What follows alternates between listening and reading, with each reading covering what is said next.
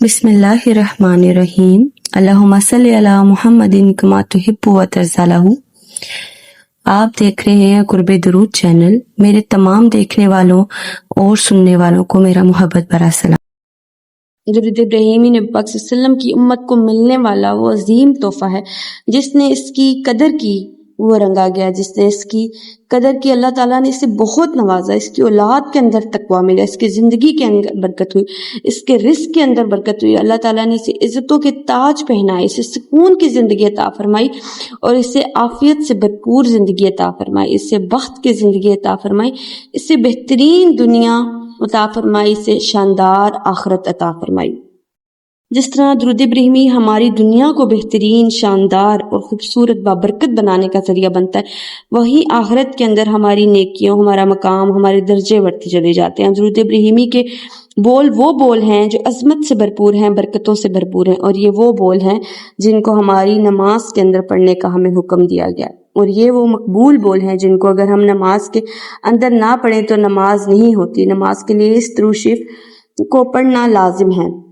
ان بولوں، ان کلمات کو لازم قرار دیا گیا۔ درود ابراہیمی کے بول اللہ اور اس کے حبیب صلی اللہ علیہ وآلہ وسلم کے پسندیدہ کلمات ہیں، اور درود ابراہیمی کے وجہ سے اللہ کی رحمت ہماری طرف متوجہ ہوتی ہے۔ سبحان اللہ۔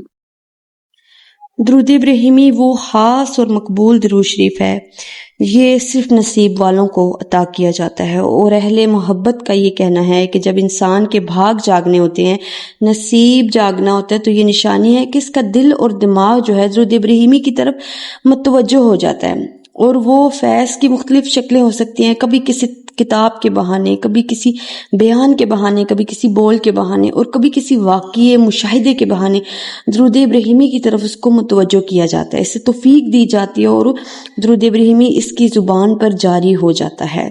وہ بہت نصیب والے لوگ ہوتے ہیں جو درود ابراہیمی پڑھتے ہیں۔ بیت چکا ہے درود شریف کا جو یہ مقبول عبادت ہے، یہ وہ محبوب عمل ہے جو اللہ تعالیٰ اس بندے کو عطا کرتا ہے جس کو بخت لگنا ہوتا ہے، اور جس کو عزت ملنی ہوتی ہے، جسے رب نے تاج پہنانے ہوتے ہیں شان و شوکت کے، عزتوں کے، تو یاد رکھیے گا اسی کو درود ابراہیمی پڑھنے کی سعادت ملتی ہے۔ ہر درود کی ایک نور ہے، اس کی روحانیت ہے، لیکن درود ابراہیمی درودوں کا سردار ہے، اس کو ایک خاص اہمیت حاصل ہے، اور جسے روحانیت کی رمزیں ملنی ہوتی ہیں نا، اس خوش نصیب کو ہی درود ابراہیمی پڑھنے کی توفیق ملے گی۔ اس کو یہ درود طویل نہیں لگے گا، اس کا دل خود بخود درود ابراہیمی پڑھنے کا بار بار چاہے گا، اور اس کو یہ محسوس ہوگا کہ میری جو روحانیت کا جو راز ہے وہ اسی میں ہی ہے۔ تو درود ابراہیمی سے جو محبت عطا ہوتی ہے نا، یہ بھی اللہ کی عطا ہے۔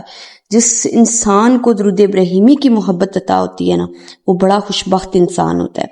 درود ابراہیمی وہ درود ابراہیمی ایسا درود ہے کہ جب صحابہ کرام نے نبی پاک صلی اللہ علیہ وسلم سے پوچھا کہ ہم آپ کی آل پر کس طرح درود پڑھیں، تو درود شریف نبی پاک صلی اللہ علیہ وسلم نے یہ درود ابراہیمی پڑھ کر سنایا۔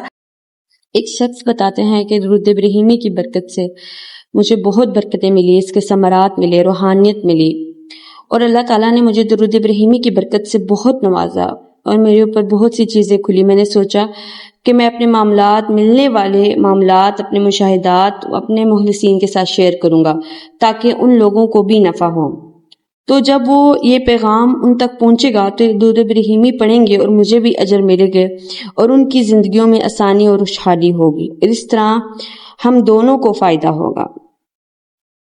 کہتے ہیں کہ مخلصین کی خدمت کرنے پر اللہ بھی راضی ہوگا اور اللہ تعالیٰ کے حبیب بھی خوش ہوں گے۔